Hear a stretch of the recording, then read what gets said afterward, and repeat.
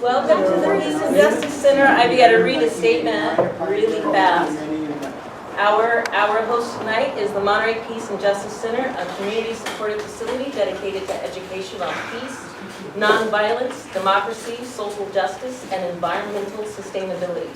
The views expressed at this meeting are not necessarily endorsed by the center, whose objective is to stimulate discussion and thinking on social and political issues. The center is supported by volunteer efforts and donations from people like you.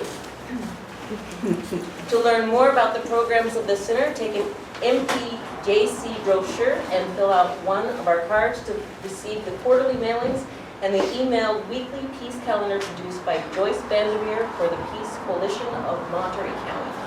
You can also view the peace calendar online at www.peacecentral.org. The center's library and reading room are open Wednesdays and Saturdays from 1 to 5:30 p.m. You are welcome to drop in for a visit and a cup of tea. Ooh, doesn't that sound wonderful? And then also tonight's event is hosted by the Green Party of Monterey County. Thank you all. And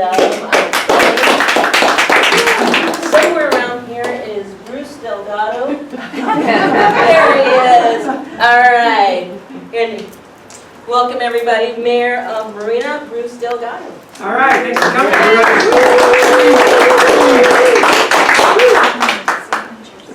The views I'm about to express are not necessarily my own. So, welcome to paradise. I was in paradise today, went for a walk on our beach, and it was vast, and I was the only ones there. It's like a wilderness experience, you know, just amazing. I mean, this is where we live. Not too many people who live near the coast have that to walk across. But there is trouble in paradise. So this is a Steve's Mac drone aerial photo of the dredge pond there in the lower left of the Cemex plant, and a couple of settling ponds to the right of that. And it just kind of shows you some of the more used areas.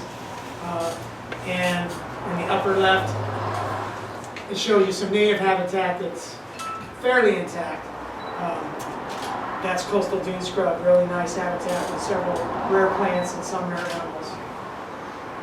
And so there was a solution that was found, a negotiated settlement toward the Cemex mine closure, and it's the last remaining mine on the United States coastline. Can you all hear me back there? Let me get a little closer. You guys can come closer. So there were 5 sand mines in the Monterey Peninsula area, but because they're environmentally damaging, the 4 closest to Monterey were closed long ago, leaving only one to do the job that all 5 of them used to do, and that one was the one left in Marina. But it was a start of a trend of what I would think of as environmental injustice, where the poorest, smallest community takes the brunt of the environmental impact for a regional industrial facility. It has to stop mining in December 2020. It has to be reclaimed, sort of like restoration, but it's not real clear how far toward complete restoration reclamation has to be. Oops, that should say 2023, sorry.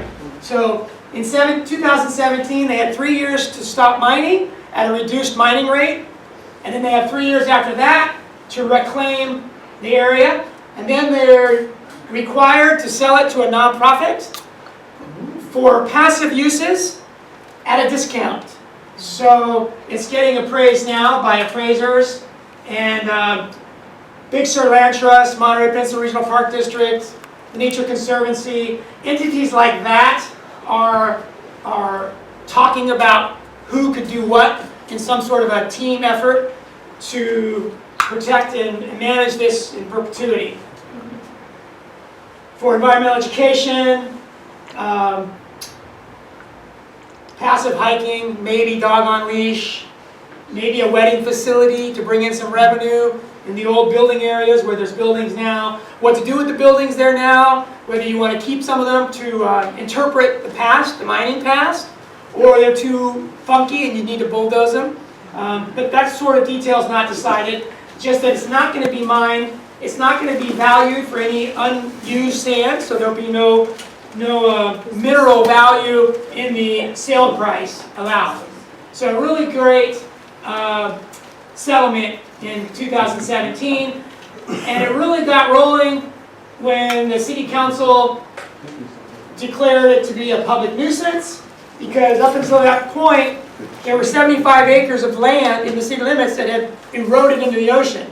So we lost 75 football fields worth of coastal dune habitat because of the mining. And we're so fortunate to have Ed Thornton, who since the 70s was doing research on this subject on site. So we had the expert who had all the data and all the research, and we just had to say, because of this research, that's a public nuisance. You can't continue doing that, because a public nuisance obstructs the free use of property and it interferes with the enjoyment of people's lives or the property, which was very true, because sometimes you couldn't get across it because the pond was sucking in the ocean, and so you couldn't cross the incoming waves that were going into the pond. You had to turn around and go back.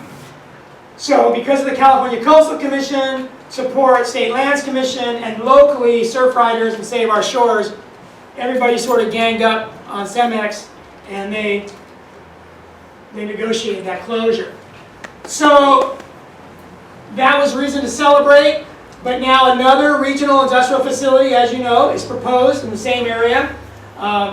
This shows 36 acres of an easement in that colored area where they can pretty much do what they want as far as pipes, well heads, buildings, electrical buildings, whatever. That's 36 acres. The chronology of this proposed groundwater desal project, it's not an ocean desal. 82% of it's groundwater, 18% of it's marine ocean water. So really it's a groundwater extraction, and it's a $1.2 billion construction if you include the debt service. But back in 2011, it was really important. The Marina Coast Water District, which was on the team, and they were going to own and operate the plant and own and operate the extraction wells for public benefit, not for private gain. And they could have drilled vertically or slant, whatever was the environmentally best option. But because of a conflict of interest, which really wasn't that big of a deal, and we'll talk more about that in just a minute, the door was open through which CalAm rushed to get rid of the public piece of this project and reassemble the same exact team minus the public agency. So now it's going to be CalAm operated and CalAm owned for profit with no public entity involved in the plant or the pipes or the extraction wells So, and in 2014, the CalAm spent a little bit over $2 million to beat the people that wanted to buy them out, the Public Water Now people. But CalAm spent over $2 million, and the local residents spent $100K. So it was reversed. You can imagine what that result would have been for Measure O. And then there was a conflict of interest on the other side of the scale, where the patent owner, Dennis Williams, was on both sides of the development and the testing and on the interpretation of the data to determine whether or not it was feasible technologically. So the guy that's going to make the money is the judge on whether it's technologically feasible. Conflict of interest, so it caused a delay in the project to review everything he had done and rearrange the relationship, so he's no longer on both sides of that coin. But there was no penalty, there was no change in team ownership, team members. And that was a much worse conflict of interest than the Steve Collins deal. But then in 2018, Measure J was brought back by Public Water Now folks. Still, it was outspent, a lot of money, but it beat CalAm and Measure J passed, forcing the Monterey Peninsula Regional Management District Monterey Water Management District to do a feasibility study to see if they could buy out CalAm. So CalAm in those two instances totaled $5.2 million to flood everyone's ears and airwaves and TV to persuade them that it would be a waste to throw away $700,000 to do a feasibility study so ratepayers could get local control of their system. Where we are now, kind of cutting to the punchline, is October 29th, next Tuesday. We're expected to have out for public review a very important California Coastal Commission staff report. And if it says yes to CalAm, you know we're going to be very disappointed, and we're going to have a lot of work to do between there and the 14th of next November. If it says no to CalAm, we're going to celebrate and still keep our nose to the grindstone, because a lot can happen. This has been a very bizarre, over a decade process. So no matter what happens to the staff report next Tuesday, which we're waiting with bated breath, we're going to have a lot of work to do, continuing the kind of work that Kathy Biala and Monica Kim and Therese Kohler, who's in the room, and others have been working very hard on this for the Marina community, and people like Melody Chrislock and others have been working very hard on the Peninsula, Carmel, CalAm district area, PG, Monterey, Seaside, to show that it's not just Marina that's of this opinion, but it's everybody that's going to be harmed by it, which includes all of CalAm's district. So that Thursday, November 14th, next month, is the big meeting, Half Moon Bay. We want to get as many people there. There's bus transportation. And for people that just can't make it to Half Moon Bay, for the first time in the history of the Coastal Commission, they're going to have a live feed from a remote location. It's going to be the Marina City Council chambers, where anyone can go, fill out a speaker card, speak as if you were in Half Moon Bay. So you will be part of the public comment on that item if you come to the Marina City Council chambers at the correct time. Fill out a speaker card, because the Coastal Commission staff will be there. And so there's two ways to be present, and if you can't do either of those, there are brief letters to sign that are already written, and then you can do the normal thing of writing your own letter in your own language. It doesn't have to be English. The more languages written and the more languages spoken, the more it speaks to the environmental injustice of the people that are going to be harmed by this. So it doesn't have to be English only. When you speak or write, do whatever you want in whatever language. So we'll continue doing that, and Therese, can you speak a little bit later when I'm done about what people can do and where the paperwork is for them? Yep. Absolutely. Because we want about 2,000 signatures, so we want 200 people to collect 10. Most of us have 10 people we can knock on a door or talk to we already know and get them to sign this brief letter that's already written, and then also encourages people to show up on Half Moon Bay, get on a bus, and encourages people to do what they can. But those details, Therese will brief us in just a few minutes.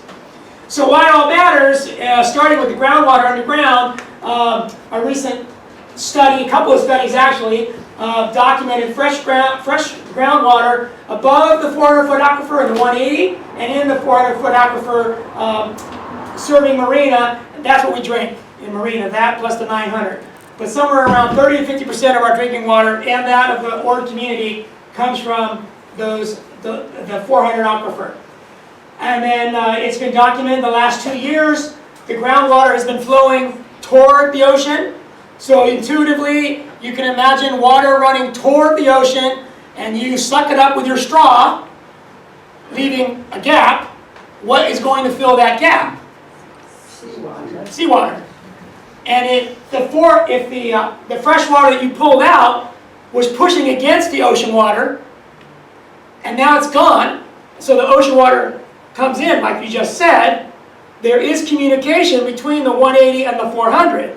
So instead of a freshwater communication with a freshwater 400, you're going to have more seawater communication with the freshwater 400. And that's contaminating the only source of drinking water that Marina relies on, that and the 900. The slant wells would draw from the 180 and the 400 aquifer, the 180-foot deep aquifer of water and the 400-foot deep aquifer of water. And these aquifers have been considered critically overdrafted. Of the 400 in the state, there's 21 that are overdrafted, including ours, our 180 400. So, a little busy, but it's important to understand what they're talking about. These are these green or yellow, these boxes? Yellow boxes. Those are the proposed wellheads from which the slant wells will emanate. And a typical wellhead layout. This is from the EIR that went through this California Public Utilities Commission, 53.3A. But anyway, each one of these yellow boxes, shown here as a typical layout, will have a 10-foot tall, 18-foot wide, 11-foot deep building. And it'll have riprap over here that's 12 by 18 feet. And it'll be on a concrete pad that's about 6,000 square feet. And you'll have those up and down there. And so that's what's going to be, instead of reclaiming it like our 2017 settlement, it's going to have that. And we'll get more into that in a minute. Did I miss anything here? No. So the other reason it matters is because of environmental injustice, which if you go to the EPA website, regardless of race, color, origin, or income, we're all entitled to equal protection from environmental harm. Well, Marina fits this description very well of a disadvantaged community where only 34% are Caucasian. And our income is 8% less than Monterey County overall. It's hard for a city in a county to be 8% less than that county, because most cities and most counties are not that different in this category. We already have the regional landfill, the regional sewage plant. We're playing for the team. Everyone from Carmel Valley to Marina, your sewage, your landfill, your sand mine, your composting and the anaerobic digester, and your composting in a big 20-acre outdoor facility, that's all in Marina. And all the odors go south when the wind is wrong. And people, some people, they get sick, their kids throw up, sometimes they close their doors and windows and they can't escape the smells. That's what it's like to be next to industrial facilities worldwide. And environmental justice tries to do better than we did in the past and not locate these facilities near the poorer communities only to serve the more affluent communities who don't want those facilities in their backyard and normally have the power and the money to keep them out of the backyard. That's injustice environmentally, according to the EPA. Social injustice includes all the people who are struggling with rentals in the Monterey, Carmel. You know, not everyone's affluent in the CalAm district. There's a lot of people that are struggling to pay their water bills because they're the highest in the nation already. But social justice is a concept which holds all people should have equal access to wealth, health, well-being, justice, and opportunity. Well, if you're working 2 or 3 jobs and you're having to pay more and more for your water, you don't have the same opportunity as someone who can pay that kind of money. So you don't want unnecessarily your utility bills to go up because it's going to be harder to make those choices of where to put your money. Food, clothing, whatever your medical bills, etc. If your water goes up or any other bill goes up because of you're trying to serve the private master, the corporation who's making more profit from you, that's not social justice. It matters environmentally because rare plants and animals live here. There's a vernal pool system where there's vernal pools, Highway 1, Del Monte Boulevard. There's vernal pools between Del Monte Boulevard and Highway 1. And a vernal pool is something where the surface water is so close to the ground that it is on the surface. But if you draw down the surface, that vernal pool would potentially go dry. And there are some wet areas that are not vernal pools, but they're wet habitats across in this area. And the geomorphologists that are consulting the city of Marina are telling us that those are linked to the dune sand aquifer, which is sort of perched above the 180-foot deep aquifer, but it's the most shallow aquifer. And so if you put straws in and you draw everything down, the most vulnerable ecosystem are those that are the aquatic ones that will go dry. Because if you're something that depends on an aquatic ecosystem and you lose your water, then you're not going to persist at that location. And vernal pools are known to support California tiger salamanders and other rare and endangered species. So the difference environmentally when you're in a sensitive habitat like the coastal dunes or these vernal pool wet habitats the difference between restoring a habitat, like the 2017 settlement agreement calls for, or putting in yet another industrial facility, there's a big difference in the impacts to those sensitive habitats. So this is a Steve Mack, another aerial from a drone, and it's showing you where CEMEX gets their sand, where they process their sand, where they store their sand. And that's what is, by 2023, supposed to be reclaimed, restored. So you drive down the highway, and that's kind of what you see. But it doesn't have to be that way. In fact, the plan A is to turn it more into the natural landscape that surrounds it, that hasn't been so impacted. Visual resources and public access. The visual resources and public access here are nil. Well, poor visual resources and zero public access. And part of the Coastal Commission's mantra or marching order is to protect public access and the resources along the coast.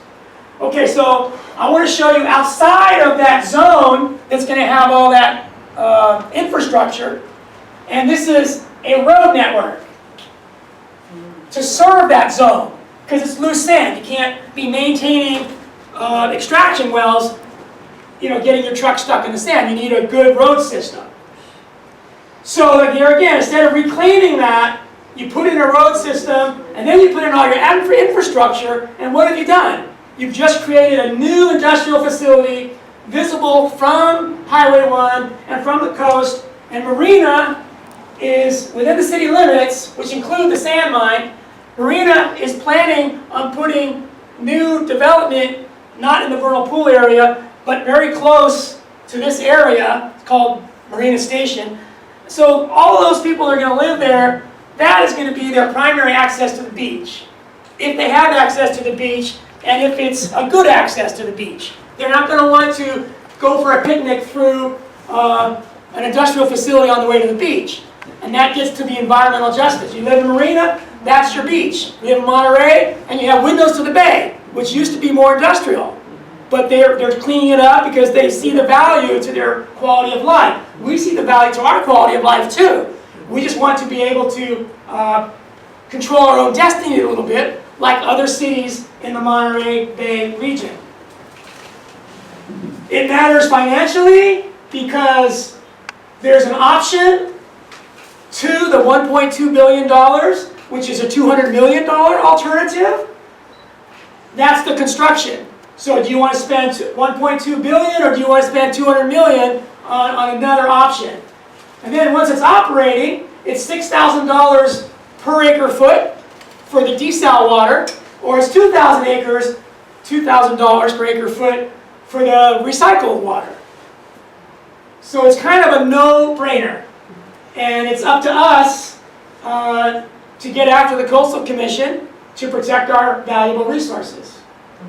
So I want to thank the Green Party for hosting tonight and the Peace and Justice Center for letting us be here. But I didn't want to talk too long because I'd rather have some discussion and hear what we can do about it. So why don't we first take any burning questions, and then I'll ask Therese to come up and give us some details about how people hope to get involved. Before we do that, I want to pass the hat. The money goes to the Peace and Justice Center eventually, so we help them put on these kind of events, and use all the help we can. Just pass it around. Thank you, Larry. Larry Parrish is a leader in the Monterey County Green Party. Has been for a long time. Still are? Yeah. Recently, there's a judge who says that hold the construction until November the 17th. So, Monterey County Superior Court Judge Lydia Virial did something that was prudent. She said, before you have approval for your project, don't dig up the world putting in publicly funded pipes for that project. What the County Board of Supervisors did in July is, they said, we approve you to begin construction even though you don't have permits. You don't have approval. to do the project. And that's not a very good use of public funds, to be building pieces to a project that haven't been approved, because you might end up wasting public money. But they wanted to build momentum, I think, to get things in the ground and make it harder to turn around. So the pipes are paid by the public or by the ratepayers? Well, who are the ratepayers? Okay. They're not paid by the shareholders, that's what I mean. It's not paid for by CalAm, it's paid for by you, if you live in the CalAm district. And so what that judge said was, wait till the Coastal Commission hearing on the 14th of November, because if they say no, then you shouldn't be building any construction, you shouldn't do any construction. And so on the 19th, 5 days after the Coastal Commission meeting, that judge will relook at that temporary restraining order. Yes, Eric? Do you know if it's possible to buy stock in CalAm, or is it closed? George, can you speak? Yeah, you can buy stock in American Water Works. American Water Water Works. Works is on the New York Stock Exchange. Thank you. Like in Kentucky, it's called Can-Am, and there's Florida Am, and different states have an Am. AWK is. Bruce, will the mining have any responsibility for, the mining company, will they have any responsibility for any, maybe cleanup? Yeah, so that's the reclamation. So they're responsible for 3 years of reclamation. And the problem with mining across the United States is the only thing that really holds them is a bond. So they put up some money when they start mining, and if they run out of, if they leave town, they don't get their money back. But oftentimes it's cheaper To leave. to leave. Do you have any anticipation of what a cleanup could look like? Yeah, it looked like the surrounding unmined area. But that's the difference between a full-on restoration, restore to what it was, Right. and reclamation, which isn't really clear what that means. How far they have to go, it's not well understood. Bruce? Yes. Is this proposed desal plant on the same footprint as Cemex? Or No. are they different locations? Looks like different locations. The same the same property, and there's some overlap. So, this is their 36 acres, they can do what they want. This is the area that's going to be roaded. They're going to put roads in. These buildings are the processing when they put the sand in the bags. Over there are the ponds. And then over here is where they store it. So south of the access road right now, this is the access road to the mine. South of that access road, there's quite a bit of overlap. And some of these areas have already been restored. So some of these areas were mined in the past, and they took all the sand that they expected to get, and then they had to restore them. And they did a very good job of restoring them. So A, they did a good job, and two, they sort of demonstrated how good habitat can be, even though it used to be mined. So that's really good news, is that the habitat is resilient if you protect it. Did they carve that out of the Cemex property so that it can't be considered for public ownership down the road? When the rest of the Cemex does? On your question, Cemex operates here and up here, larger, right here. The sand wells are going to go in down here. So they're taking new territory to put in the sand wells. New ground area for their sand wells. So they own that, or they bought that? So Cemex owns it, CalAm has the right to use it right away, an easement, to put in pipes and infrastructure. So they have I guess it's a permanent easement. There's some argument about that, but anyway, rights of way, easements, you can do what you want even though you don't own it. You paid somebody else to do something on their land, but they can't stop you once you've paid them for that right of way. So will Cemex continue to own that? No, by the settlement agreement, they have to sell it to a non-profit entity, government agency, or someone like Monterey Peninsula Regional Park District. So meaning that one of those nonprofits or whatever coalition of nonprofits would then be in the position of being the steward for... They'd be the fee title owner, fee title owner? and they would manage it according to public processes, public documents. So probably what's gonna happen is somebody like the Big Sur Land Trust who does more preservation, they're probably going to manage the northern part of it that's in good shape. And then someone who does a lot of public recreation, like the Monterey Peninsula Regional Park District, will probably manage the building area. You know, if there's a wedding venue or a visitor center like you have at Elkhorn Slough, where there's an environmental education visitor center, that kind of stuff is more like Monterey Peninsula Regional Park District. The Nature Conservancy might help out with funding and research and making sure the methodology is in place for the reclamation to be successful and for the future restoration to be successful. They might bring in more of the scientists to do that. So it's probably going to be a team effort because nobody wants to do all of those things. Some agencies are better capable of doing certain pieces of what has to happen on that land. But under the Coastal Commission decision to close the land, the sand mine, under that decision, they allowed the easement to continue. So whoever owns the land around it must honor the easement to CalAm at this point. Right, so let me get a better picture here if I can find one.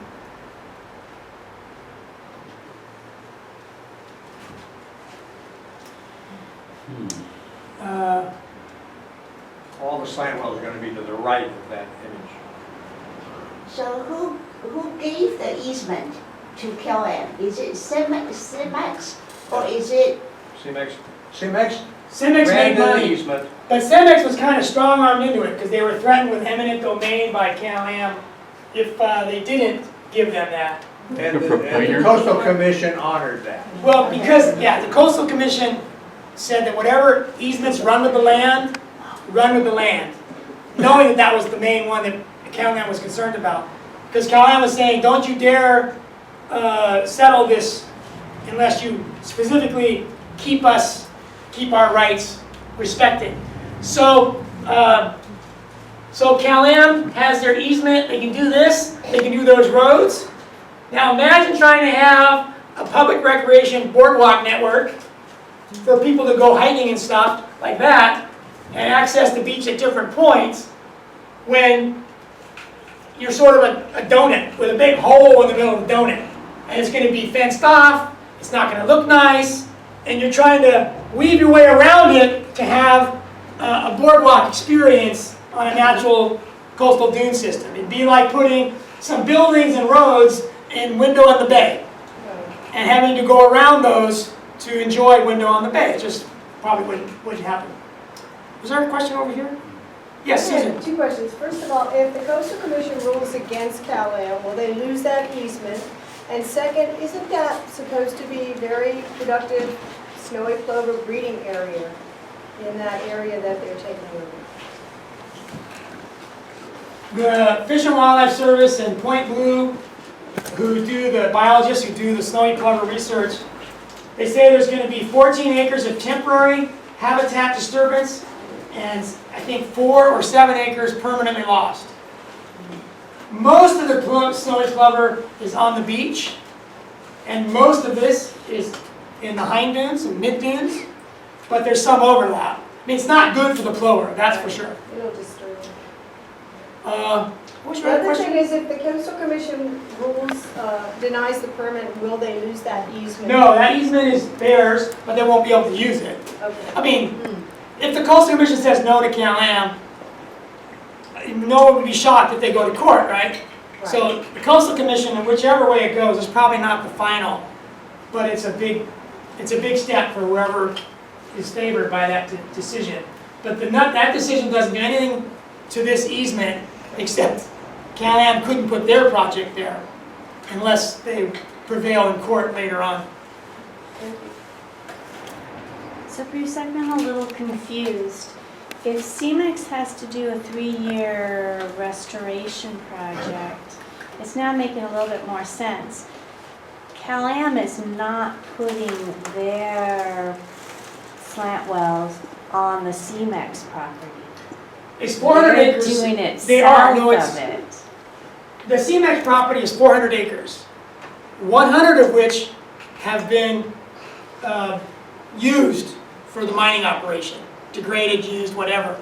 So if CalAm doesn't go there, all 400 acres will be reclaimed by CEMEX, and if it's not full restoration, they would be further restored by the future landowners, except for those areas that the future landowners want to use for public access, interpretation, and other passive uses. But, so I'm just confused. How is it that CalAm has been able to get this land that the agreement with CEMEX was that it all had to be restored? Because the agreement with CEMEX that said it all had to be restored said, however, we will respect all agreements that run with the land, such as rights-of-ways and easements, knowing that CalAm had an easement. But an So easement doesn't give you the right to build slant wells. it does. The easement gives you the right to put in utilities, in this case. That's pretty standard. If you buy an easement across someone else's land for utilities, that's yours. You know, that's what. So can you also explain that, did you say 6,000 square feet is what the pads will constitute? Yeah, this is a typical well site layout, this square here, and it says 5,200 to 6,000 plus square feet. Per slant well? Yeah, this is a concrete pad on which they have wellheads, electrical single-story building, and riprap, which I'm not sure what that's for, but. And a fence. And they will have about 7 or 8 slant wells. They have one, and they're saying probably 7, but up to 9. They can have up to 10. But listen to this, I didn't get into some of these details. But here are some of the environmental comparisons.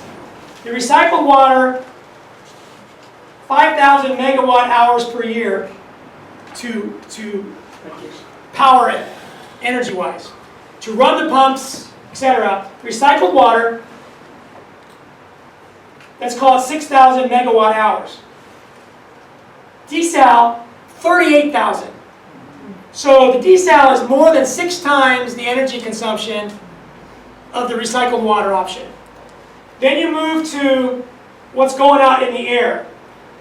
The recycled water would put out 2 metric tons of carbon dioxide every year. 2 tons.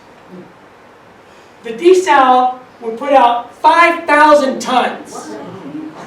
So it's more than 2,000 times the amount of CO2 going in the air. It's actually 2,500 times the desal gas emissions as compared to the recycle. When you talk about brine discharging to the bay, if you start with 2 gallons of desal water, 1 you drink, and 1 is highly concentrated with saline, and you put that, call it brine discharge, you put that into the bay. So that's kind of like the water pollution coming out of a desal plant. The recycled water, they're also taking salts, agricultural salts, naturally occurring salts in the soil. Those have to come out of the recycled water too. So both have an impact when it comes to salt discharging into the bay. 6 to 7 million gallons per day from the recycle project of brine salty concentrate. Call it 7 million. I'm sorry, that's for the desal. 500,000 with the recycle. So 500,000 gallons of brine or 7 million gallons of brine. So on the salt output, the desal is over 12 times the amount of salt that's going to go into the bay every day. So there's really nothing going for desal except profit for the entity that's going to own it. I guess a business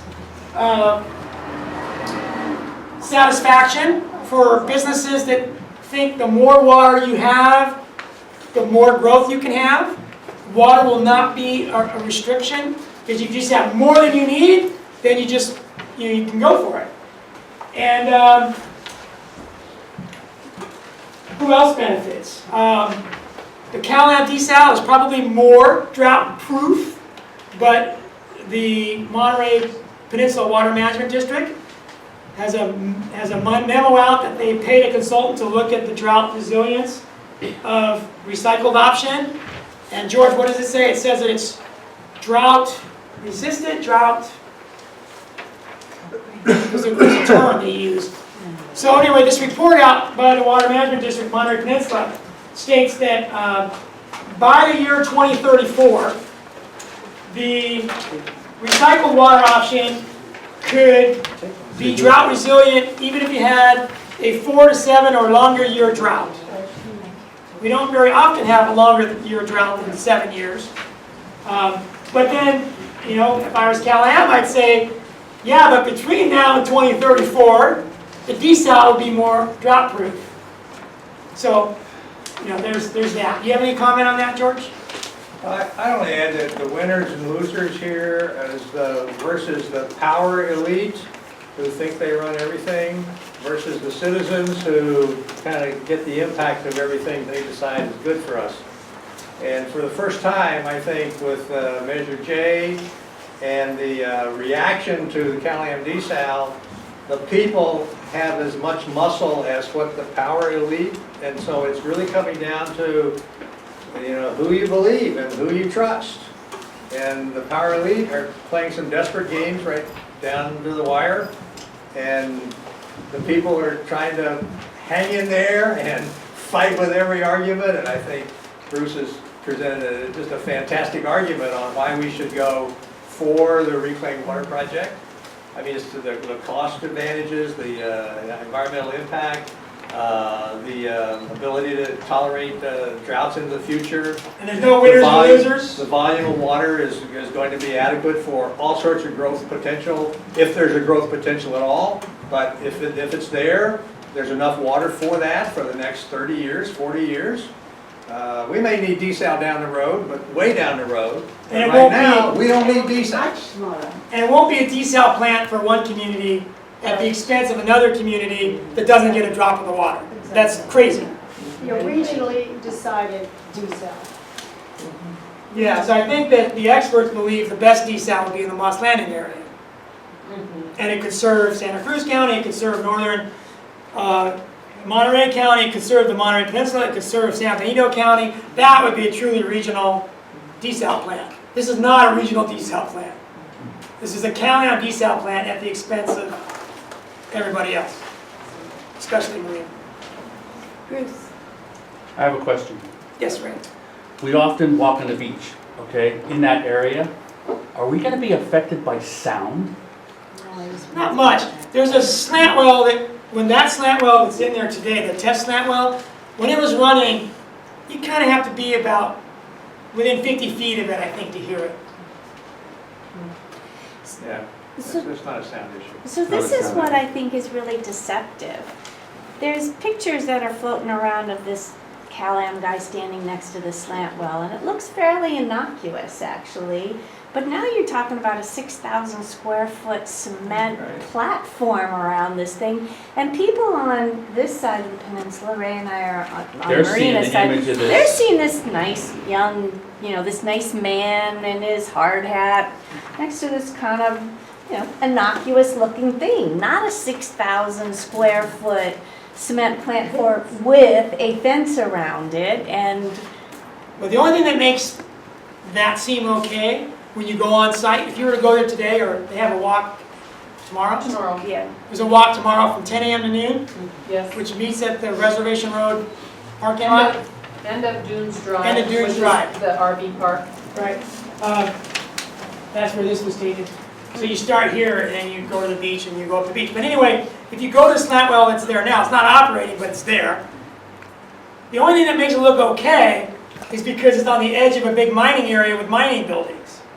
But if you took all that other stuff away, you reclaimed it, and you were left with the one slant well, you say, well, that's a pimple on the landscape, and it has a road going to it. Boy, it'd be nice to have that road gone. And then if you have, you know, up to 10 of them dotting the landscape like four-door bunkers, you know, take out the bunkers and you put in these smaller wellheads, but still, it's not something Monterey would want at Window on the Bay. Promise you that. That would be a no-starter, non-starter. Back to your question, right now, it's restricted access to that area. So they don't have big concrete pads, they don't have big fences, because it's restricted access. Once Cemex leaves, and it's open to public access, CalAm will still have the rights to do what they need to do for slant wells.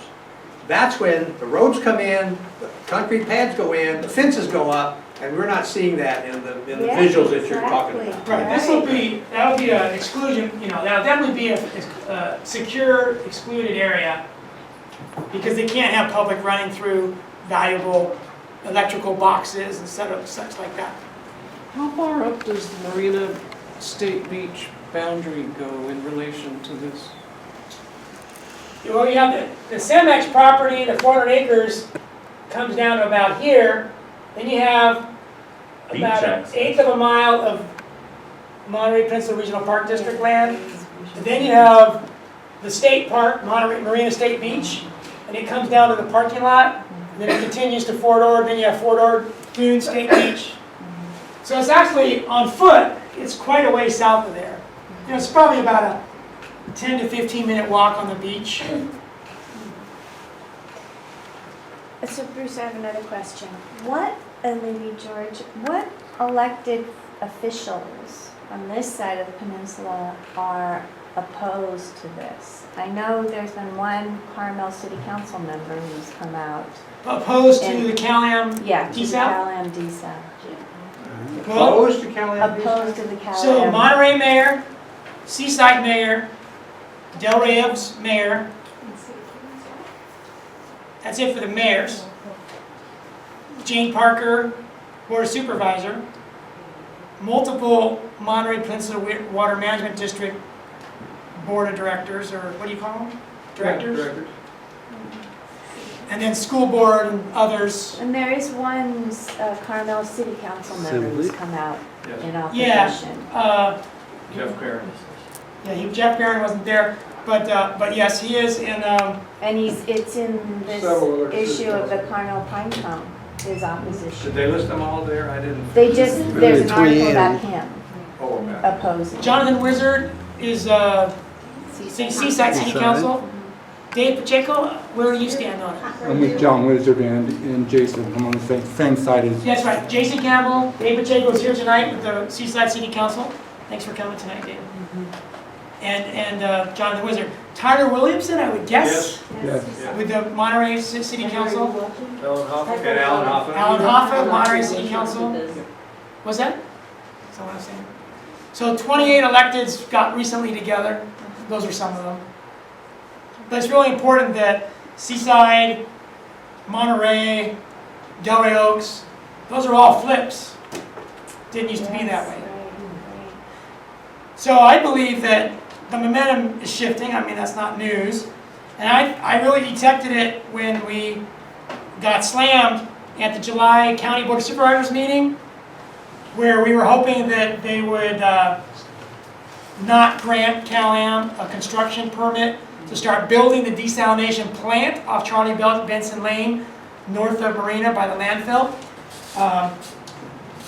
Well, we lost that day, and it was kind of a little bit humiliating because the three supervisors that voted for CalAm were just in a different world than we were in. So it felt like a real gut punch.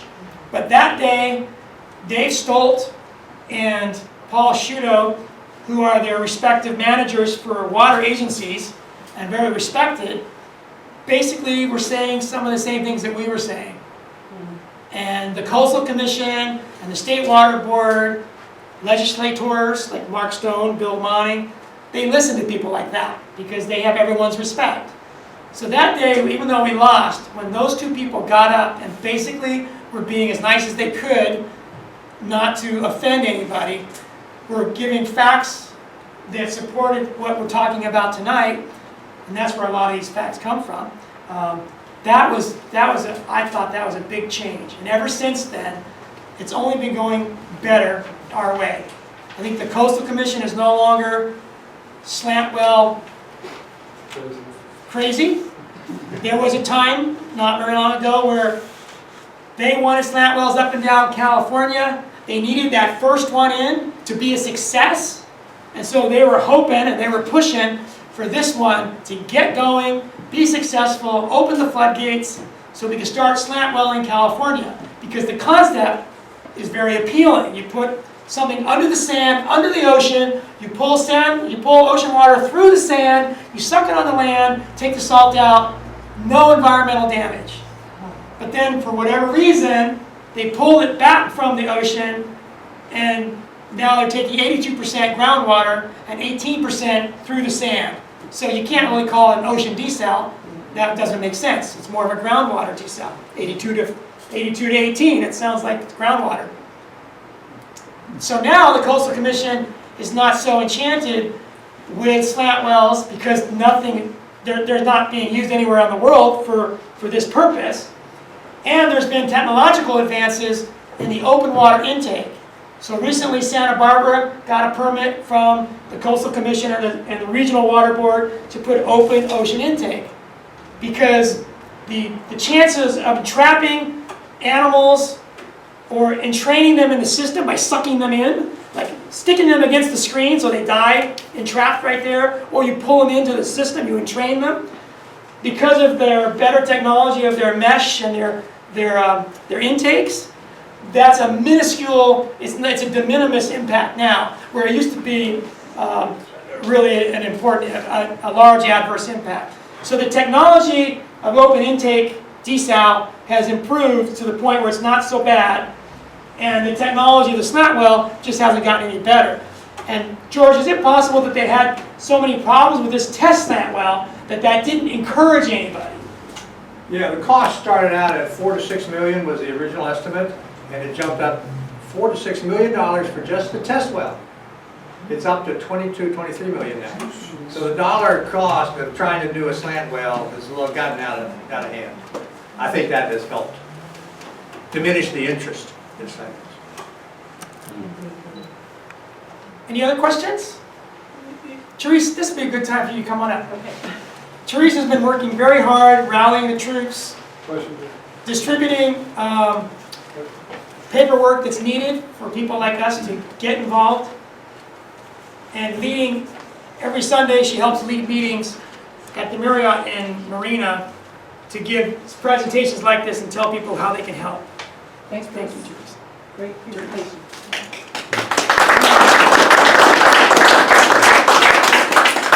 So, many of you are familiar faces, so you might be familiar with what I'm going to show you, but we have 2 or 3 levels of ways to do something about this before the California Coastal Commission meeting and the day of.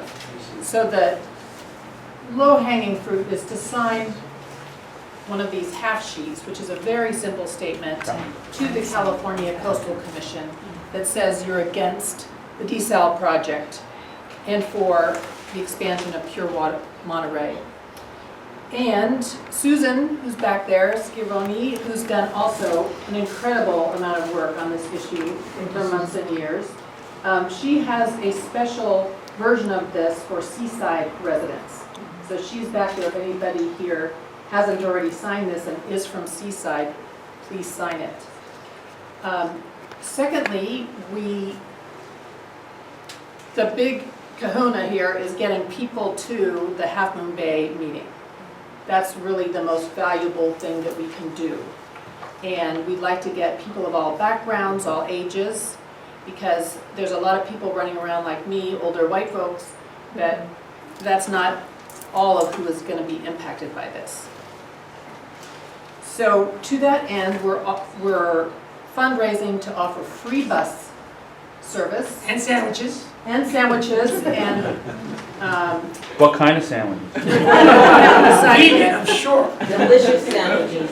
and snacks, and that's the good news. The bad news is you have to be ready to go at 6 a.m. in Marina the day of, because we have to drive to Half Moon Bay, and then there's a process where you have to sign in to say that you're going to give a public comment. Now, not everyone who comes needs to give public comment. We need bodies to just, when somebody like me says something brilliant, then I'll turn around and say, and whoever agrees with me, please raise your hand or please stand up, and that's when all the supporters can raise their hands or stand up. So evidently, this is a very powerful tool with the California Coastal Commission. It has swayed them on occasion, not always, but it has swayed them on occasion to vote in the moment against what their staff has recommended. So when I first started doing this work, I was very naive about how all these things worked. Well, staff of California Coastal Commission, they are the worker bees that have been diligently working for weeks and months now to prepare a document, a report for the California Coastal Commissioners to read and study and to hopefully go along with whatever their recommendation is. But sometimes the California Coastal Commission, the day of the hearing, will vote against what the staff had recommended. And so we don't know yet what they're recommending. We're thinking that because of vectors and forces that are happening that Bruce mentioned, we're thinking that the tide is turning our way and that the California Coastal Commission staff, very, very powerful, used to be like so pro slant wells, are now having more of an open mind about what's really going on here and truly listening to the many, many reasons why it might not be the best solution to the problem. So if the staff says, hey, we suggest that we recommend that you do not give CalAm this permit, we'll find out that next week what their report says. We still want everyone to show up as many people as possible because we want to reinforce that real people care about this. Real people who are directly impacted. And CalAm may very well bus people in that they pay. They will. I saw a notice today. You did? There's an ad out, or a pitch out from CalAm. Do this very thing. Okay, Can we get on their buses? And we witnessed them doing this at the CPUC meeting. So can you use that piece of information to show the Coastal Commission that they're buying? Well, it's not uncommon for groups to collect and show up at the Coastal Commission. But it's uncommon for them to be paid. So they'll get a slew of hotel workers, a slew of farm workers who will be paid to be there. Or they'll get the day off with pay. Right, they're That's being getting paid. They're getting That's paid. right. So it does require a sacrifice of you got to figure about a day of your life because we don't know how long this is going to take. Coastal Commission meetings can go on and on and on, especially if there's a lot of people who want to give public comment. Let's say there's 35 of us that want to give public comment. They might give us 1 minute, they might give us 2 minutes, but then there's also CalAm's people and Citizens for Just Water, that's my outfit, will have an opportunity to do a 5-minute videotape. CalAm's going to have a presentation, City of Marina, and Marina Coast Water District will probably have airtime, so it's all time consuming. The coastal commissioners, some of whom are brand new, they don't have any history with this, they will have questions to ask real time, and it's just all very time consuming. Is this the only thing on their agenda? No, oh no. Yeah. But it's the first thing on their They agenda. have, So it'll start at 9 a.m. yeah, on Thursday the 14th.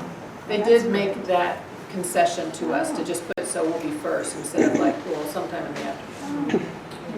So if you would like to support with your body and soul, but you just really can't do a whole day, then as Bruce mentioned, there will be the opportunity to give a public comment. Probably it'll be limited to 1 minute. Same as everybody else though. Which will be live streamed, so it'll be like you're part of the meeting at the Half Moon Bay location.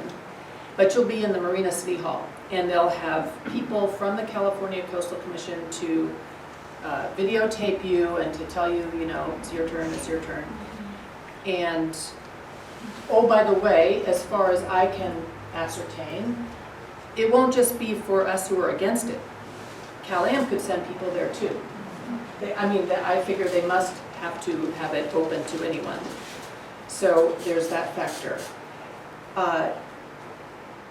In between gathering these signatures, which we are doing at the Marina Farmers Market, Sunday mornings 10 to 2, and Sunday nights, every Sunday till this California Coastal Commission meeting, we're meeting from 6 to 7 at the Marriott in Marina, which is called Spring Hill Suites, and we're just on the ground floor in a conference room. So people can come by, ask questions. We do a much shorter summary of what's going on, as Bruce just did, and we provide these half sheets for anybody who wants to take them and go talk to your neighbors about it. So we're looking for captains to take a little folder home. It has 10 of these. You bring it back in a couple of days. Do you have those folders? Yeah. We have blue folders in the back. If you think that you could possibly gather a few signatures, there's 10 in there, but if you could do 4 or 5, just your neighbors. I mean, a lot of people, you'd be surprised, know nothing about this. Zero. And have no idea that not only will we possibly lose a beautiful beach, pristine beach, and this whole stretch of beach that goes all the way up north beyond the Salinas River. It's just would be a sin to like let this go instead of we have an opportunity for it to be forever free. And to say nothing of the other environmental impacts, the groundwater, which is huge, a huge, huge deal.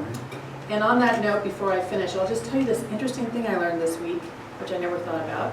So I went to talk about saltwater intrusion along the California coast, specifically along Monterey Bay, and I learned that the groundwater aquifers, the fresh groundwater aquifers, actually have little fingers that go out into the bay of fresh water. And I never really thought about it, but I guess in my imagination I thought, well, it must just like end right at the beach. But no, so they're trying to track those and map those 3D imaging now to understand how those ebb and flow and what happens in drought years to those. They figure that those also get pushed inward during drought years because of pulling in groundwater inland. Anyway, that's all I have. Thank you. Thank you very much. What time do you need to be in Marina? What's that? What time should you be in Marina? 6 a.m.? 6 a.m. at the Well, Walmart. yeah, I Walmart. mean, for the Leaving them. For Marina City the Council. University Chapel, I think if you get there at 8:30 or 9, but stay connected to, we're easy to stay connected with. Do you have signs? Do you have signs? Oh, yeah. We welcome signs in the Marina City Council chambers. The 3 buses are organized by this organization. Yeah, the How free. the water now might organize a different set of buses. Right, so there's 2 organizations that see this as a no-brainer for recycled water. Public Water Now, representing a lot of Peninsula folks, has a bus, Yes. at least one. And then Citizens for Just Water is helping to organize the other buses. So the buses leaving Marina will be provided by Marina Coast Water District. So sorry. Citizens for Just Water Marina, and the ones that Public Water Now are organizing will be provided by Public Water Now. I think they're all going to assemble at the same place. I think they're all assembling at the Walmarts in Marina. But That's the last I heard. how will you know how many people are going on these buses? By Do you the- just sign up? Trying to get people to sign up ahead of time so we That know. brief letter, Grace, that we're asking people to sign, has 2 check boxes. I'm willing to volunteer, I can go to Half Moon Bay, and we probably need to add it saying, or I can go to Marina. Right now it doesn't talk about Marina, I don't think, does it? The next one. And we have them in Vietnamese, Chinese, Japanese, Korean, and Spanish. And so you can give those languages to whoever speaks those languages, and they can feel included a little bit. And then when they come to city council chambers, they can just speak their language. They don't have to speak English. And if the coastal Christians can't understand them, that's the point. That's part of the point. Exactly right. These are people that aren't your, normal, affluent Carmel folks. So, and on that note, if you'd like to donate a little bit to those buses, Citizens for Just Water would be happy to accept those donations. Okay, so let's have a few hands up. What's one thing you learned tonight? Start with Councilmember Pacheco. I didn't realize how much it impacted the environment with the amount of slant wells and the wires and the fences and all that. Right? How would you know? Right? Yeah. Anybody else want to volunteer? One thing they learned, Ray, thanks for volunteering. Yeah, the same thing, the impact of those pads Yeah, 6,000 square feet. and what it's gonna look like. I mean, And there's not been any computer renderings wow. to Yeah. show you what it's going to look like. Wow. Yeah. Anybody else? The cost to ratepayers. I mean, am I being cynical if I'm thinking that maybe CalAm is ramping up their expenditures now in order to sour the feasibility study for pumping water? Absolutely. Well, there's no way it's going to make them cheaper. It might not raise the price if it's not allowed to be, if the water management district can ignore it. Can they ignore it if they build the desal plant? No. I think it's a good question, and I think you're right, and I think that's what CalAm is trying to do, is ramp up the investment that they have in what their plan is. But when the feasibility study comes out, and the value of CalAm is going to be kind of there's going to be some conclusion about that. It will include all of their existing investments. It will include that, so we're stuck with wherever they are. The cost of, yeah.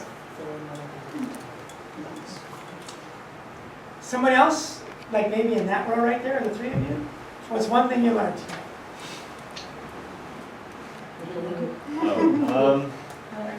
I learned quite a bit. I didn't know this is really a thing. I'm from San Luis Obispo. So, yeah. Pretty So interesting. what's one thing you learned tonight? Why did you come tonight? This is my girlfriend. And I'm also very interested. I'm doing environmental management at Cal Poly. All right, good for you. Yeah. So, it's definitely an interesting topic. I still have some questions, but I learned that it's an issue, and I learned that people care. You know? Well, it might be coming to San Luis Obispo. Yeah, exactly. To get a permit if it gets past the coastal commission. And then you can speak more knowledgeably about it at that San Luis Obispo meeting. Dennis, how about you? What's one thing you learned? Why did they call it desal? Because it takes, When only 18% of it. Yeah. but it's still taking salt out of brackish groundwater. Oh, It's still desal. It's but the not concept other people would have on it, I don't think they Most people realize. think of it as ocean desal, but it's just not. That's what I learned, Bruce, the ratio. I knew they were taking groundwater. I didn't realize it was that drastic, 82% groundwater. That's crazy. So they have something like 800-foot pipes that are perforated, and 82% of those perforations are under Marina's coastal dunes, and 18% of them are below mean high tide line. Yeah, I think that a lot of people, when I hear desal, they think it's a big straw. And they like it, Yeah, because I it mean, sounds what's wrong with that? environmentally okay. That's, It can be. yeah. It's not as good as recycling or conservation, it never will be, but it can be not so bad.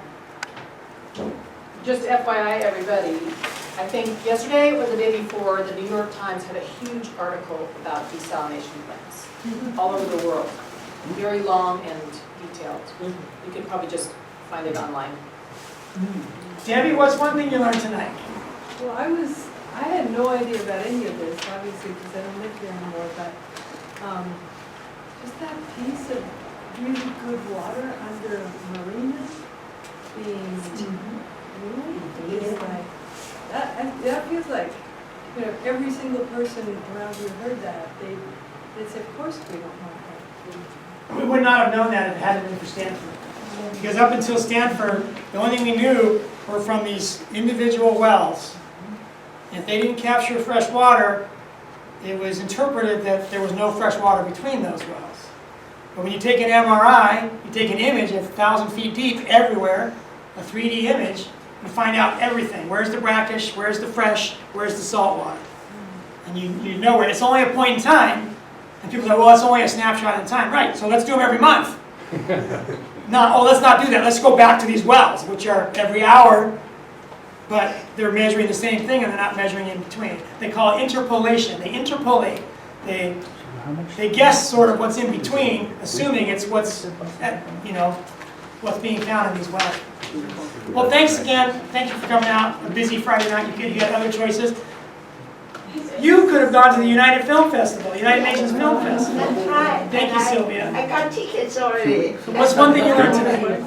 Well, more about the history of how we agreed in 2017 on the cement decomposition. Right. And we are not doing it. Yeah. Well, it's happening. It's just that CalAm might Did you send letters? come in there and do their thing too. Send them to the Pope? All right. Thanks again, everybody. Thank you.